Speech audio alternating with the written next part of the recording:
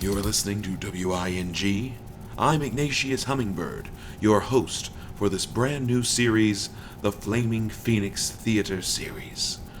Tonight we have a real treat for you. Local Flamingo, Bingo Flamingo, who has caused quite a stir recently by his outlandish tales of his past, present, and plans for his future over the airwaves, has now come up with his one-bird show titled "And Bingo Is His Name." Oh! Join us tonight as Bingo, who purchased a chunk of airtime to do his own show, and because we couldn't get anyone else, tells his tall tales of his years as a young hatchling to now. We now take you live to the Flaming Phoenix Theater downtown, where Bingo's performance is about to begin.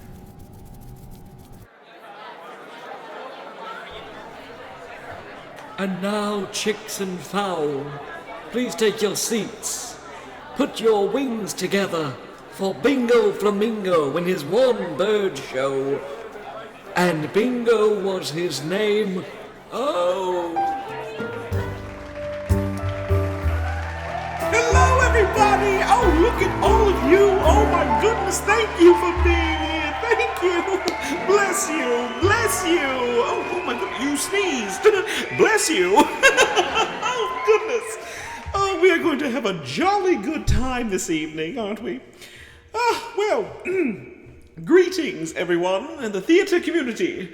Welcome to the Flaming Phoenix Theater. I'm Bingo Flamingo, and tonight I will be doing my one-bird show based off of my life, my tragic ups and downs, and of course, it's all about how I got to meet my beloved Fickle Flamingo, who is sitting in the front row tonight. Everyone, give Fickle a round of applause. Flap those wings together. Thank you. Yes, yes. Oh, Fickle. Don't worry. You show up later in the show. It's going to be great. It's going to be great. So let us begin. Chapter 1. The Hatching.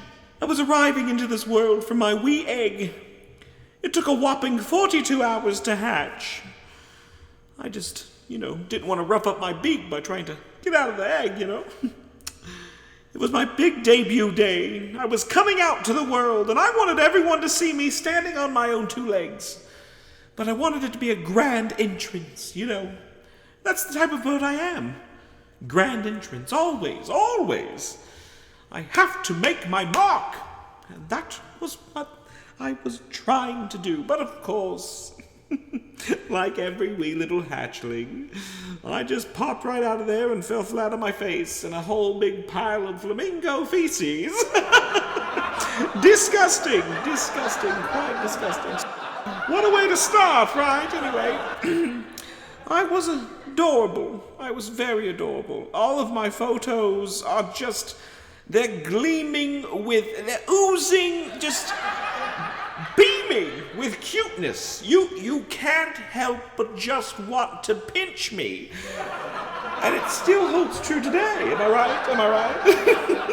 Fickle. But anyway, I was adorable.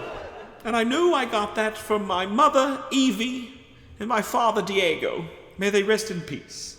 Really, I put them in a nursing home. They're fine. I want them to rest peacefully. I was born and brought into this world named Bingonatius Bruno Hans Julio Han Omar Flamingo. But they just called me Bingo. And then I realized it just wasn't going to be me and the folks. No, I had brothers and sisters. Brothers and sisters, right? I had sisters Rosa, Sophia, Gina, Eliza, Lucille, and Eunice. Then, of course, I had to share the room with Alexander, Maverick, Oscar, Miguel, Richard, Percy, and of course, last but not least, Larry. Good Lord, Larry. He was the runt of the group. Now, we grew up in Peru, in South America, and I loved it there. I absolutely loved it. We were right by the rainforest. It was just fantastic. We lived off the land, It was a great time. Which leads me to Chapter 2, discovering my flamboyance. Yeah, I bet you discovered your flamboyance. A flamboyance is a flock of flamingos, you jerk. Anyway, happens a lot, you know. Flamboyance is a flock of flamingos, as I just explained to this stupid gentleman in the back row. The flamboyants, we grow together as a flock, as a group, and we learn to rely on one another. But I started to slowly realize how different I was from the rest of the flamboyants. My feathers had not fully grown in, and they were not pink like the rest of them. Now, usually for a flamingo, it takes about 2 to 3 years for them to become fully pink, and especially with our diet and what we eat. Unfortunately, mine was not working out that way. I had the constant teasing, and it was torturing. On the outside, I laughed it all off and thought it was nothing. But on the inside, I was shying away from any interaction with the others. I was always being talked over or forgotten, and it just became very difficult to feel as I could be myself, I could be me. Chapter 3, Life in Peru. Now, we lived on Rainforest Boulevard, and it was a good time, but I realized that being there wasn't where I wanted to be. For a time, I had ostrich tendencies, which meant I would shove my head into the ground and hide from the others. That didn't help with them picking on me, let me tell you. So I loved Peru, I loved my family and so forth, but I wanted more. And outside of Peru was Brazil. I'd heard about Brazil from other animals in the rainforest. Father and mother had always told me growing up not to fly above the trees of the rainforest, for it is not safe, it's very dangerous, and I could get lost and so forth. But being a stupid teen, what did I do? I flew over the trees. So, I fly over the trees thinking I'm going to find Brazil, no problem, right? Well, I felt nauseous and I felt sick. I think it was the guilt, right? No. That moment in time is when I discovered that Bingo Flamingo has vertigo, and it was not pretty. Chapter 4, Leaving the Nest. Because of my vertigo, I became sick and blacked out. I'd crash-landed into the bed of a pickup truck. It was being hauled away. I didn't know where. I was nervous, I was worried. How would I ever hear from my family again? I tried to get out of the truck, but it was too hard because I was still so sick from the vertigo. And at the time, I didn't know what vertigo was. I just thought it was a bad U2 song, so bless you, Bono. But anyway, that's a human thing, you know. And in the back of my head, I could hear this little song just letting me say, stay in Peru. And I knew I wanted to. Life in Peru, yes, it's for you. And don't you be crude, you're acting prude. All the wonders of the rainforest will make you stay. Life in Peru. Thank you. Now that song rang through my head, and I knew I had to go back to Peru. I knew I had to stay there, because there was more for me than I even imagined in the rainforest. Something that could really get me going. Something that could really pip my pip. And so, Bingo Flamingo opened his very own, I'm talking to third person, by the way, opened his very own nightclub.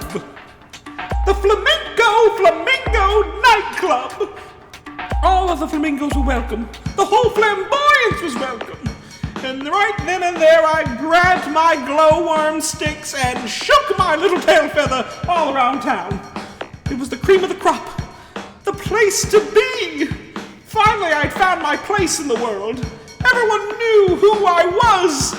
And I knew how to get naughty. Here comes the part of the show with interpretive dance. Fickle, I'm going to need you on stage for this one. Come on up, Fickle. Just throw Fickle up. Thank you. Here's one. Shaking my leg. Twisting my neck. I'm twisting it. You see it? Glow stick. Worm. Here comes the part, everyone. Get ready for black light. Here we go! I'm pink. I'm pink. Feel it? You feel it? Everyone in the back row, let's go. Wings up. Wings up. Everyone, flip your leg. Flip your leg. Ostrich. Ostrich. Ostrich.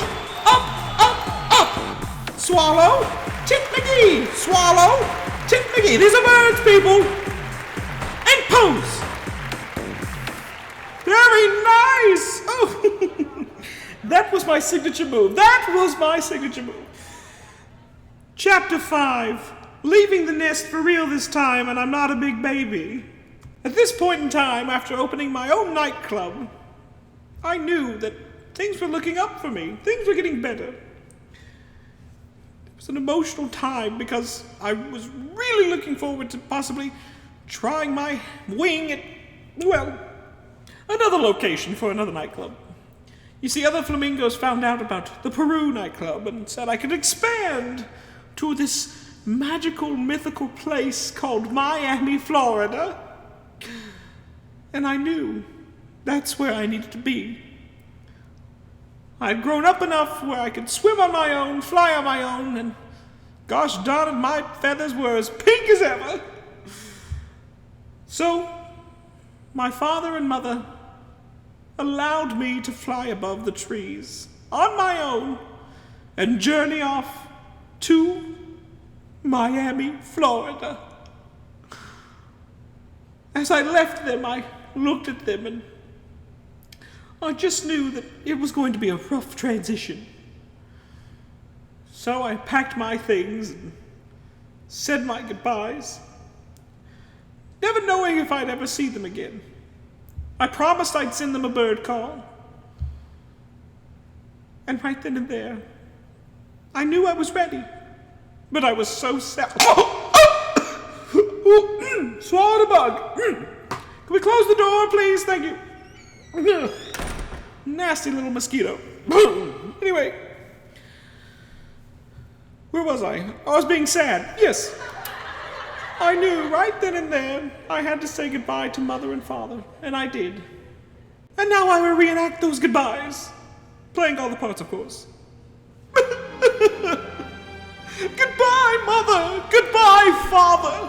Goodbye, Rosa, Sophia, Gina, Eliza, Lucille, Eunice, Alexander, Maverick, Oscar, Miguel, Richard, Percy, and Larry! I'm on my way! Goodbye, son. You were my favorite son. Harry, what about me? I'm Larry. I'm mad. No, Larry, you stupid little thing. And scene.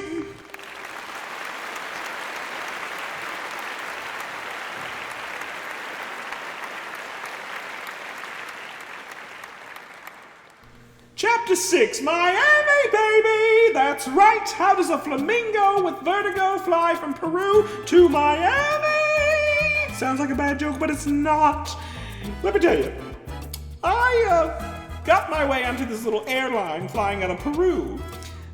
Made a friend in the little cargo department, and let's just say I'm not proud of what happened. I was able to talk this little chihuahua out of his little carrier thing, whatever that's called, with a cage. You know what I'm talking about? You know what I'm talking about. Yeah, it's got the cage on the front. Yes. The point is, I was able to get into that, and the chihuahua, I don't know what happened to it, but let's just say I got the better end of the deal, because that chihuahua was just shaking the whole time. He looked terrified, so I'm sure something was wrong. Anyway, we get to Miami, baby, and it was fantastic. It was just hot tamales. It was just fantastic. I loved everything about it. The sun, the beach, the weird-looking humans in two pieces, but I will say that I knew I was going to meet up with other flamingos who I had contacted about opening my new Flamingo nightclub. Now, I had made some deals to open the nightclub, and I was so excited. But one night I was strolling through Miami, and, well, there they were.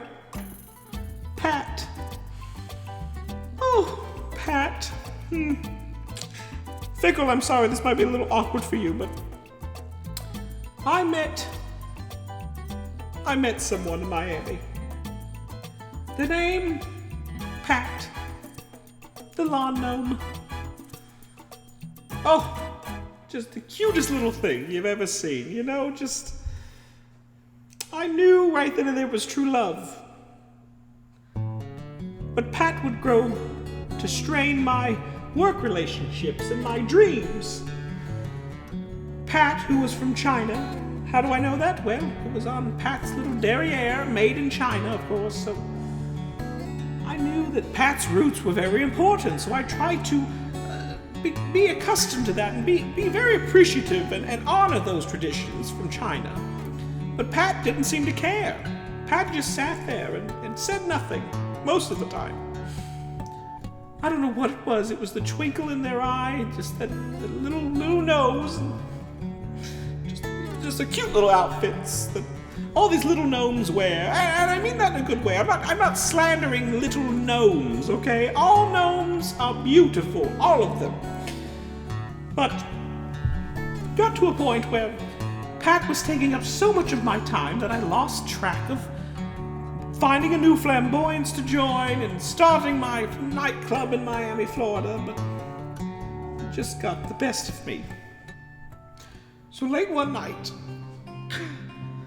Pat and I had a fight, a big fight. So Pat, being Pat, oh Pat decided that it would be best if we gave each other some space. And so I did. I agreed to Pat's wishes and gave Pat some space. The next chapter of this story is a little gruesome, so please, be ready. Chapter 7, Death of a Lawn Gnome. Pat and I had separated just for a time to rethink our relationship. Pat knew that I wanted to start my own nightclub, but Pat wasn't crazy about it, because I think what it was is that Pat was worried that I would be out all the time, working and busy and meeting others, that I would lose time for my little lawn gnome. Since we were separated, we of course were not seeing each other, and I decided that maybe it was time to buckle down and try to get this dream started. Well, guess what? A hurricane came through and, don't you know, blew it all to crap. Sorry for my language. The hurricane had destroyed the town. It was just a mess. I knew at that point that there was no chance really to get started at a nightclub when other things had more importance to it. So, being the worrywart that I am, I worried about Pat and where Pat could have been during the hurricane. I then found out from Pat's mother that Pat had been caught in that hurricane. And Pat's little ceramic head had been busted on cement. It was a hard time for me. I didn't know what to do. I didn't know what to say. I never got my goodbye. I never got my I love yous again. It all happened so fast in a literal whirlwind of a turn and twist. My life was upside down. I wasn't eating, wasn't sleeping. Chapter 8. The burial of my lawn gnome. We buried Pat at sea. Me and Pat's other family members took a little rowboat out and, well, tossed little Pat to the sea. Pat loved sailing. Sometimes Pat would hold a little fishing pole with a little fish on it. It was just so cute. I knew right then and there, though, nothing else was there for me in Miami. It was a hard time. It was very eye-opening for me, that's for sure. But I trailed on. I knew that I had to move on in life, but I didn't know what I was doing, what I was going after. And then it hit me. My flamboyance is... I must join more flamboyance of some sort and find a new family. I couldn't go back to my other family in Peru. I didn't want to show them that I'd failed and that I'd let once again something distract me, cause me to lose focus. Something that is very common for me. Oh, look, chips.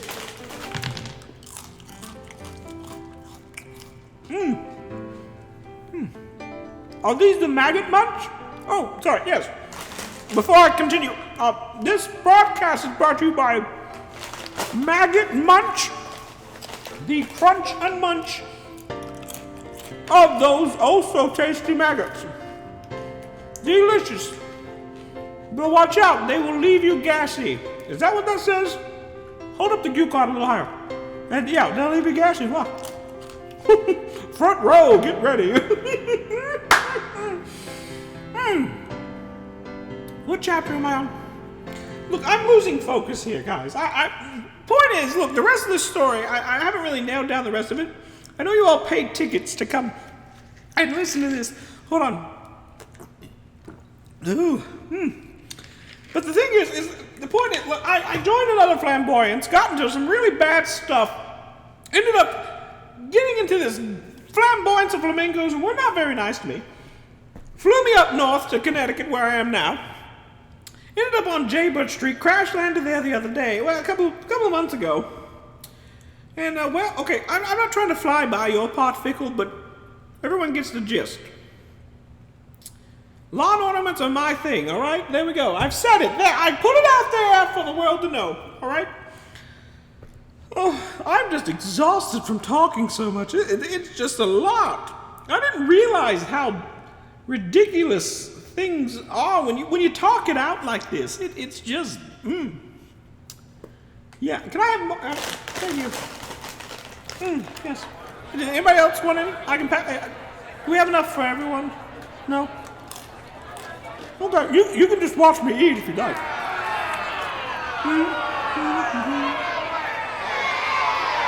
Is there a problem?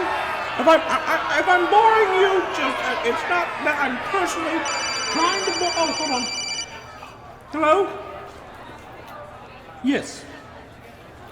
Oh, of course, I'll be right over. I'm in the middle of this one-bird play. It's kind of falling apart, and I'm bored of it now. Okay, me and Vic will be right over. All right, thanks. All right, I'm done. I'm leaving. Have a good night, everyone. You've been a great laugh track. Thank you. Good night. Can we turn this off? I know we've had the hour allotted was fine, but I can't. All right, well, come on, Vic. Let's go. Oh, you plastic little thing. You crazy. Woo. Yeah.